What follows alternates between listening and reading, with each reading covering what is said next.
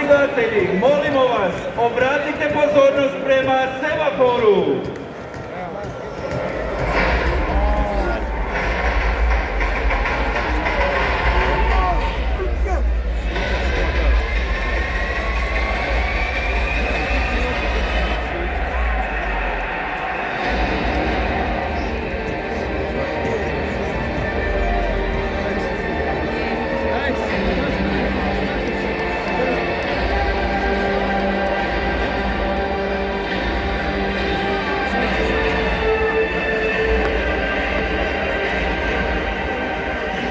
Dame i gospodo, uoči početka utakmice pozdravimo velikim pljeskom svima omiljenog vatrenog, srebrnog Šimu Vrspajka!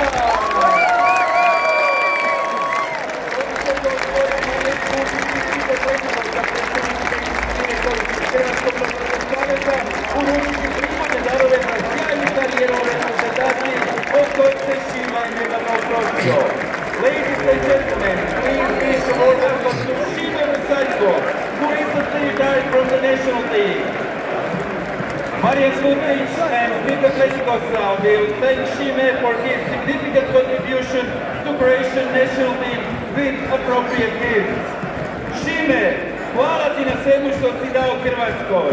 Šime, thank you for everything.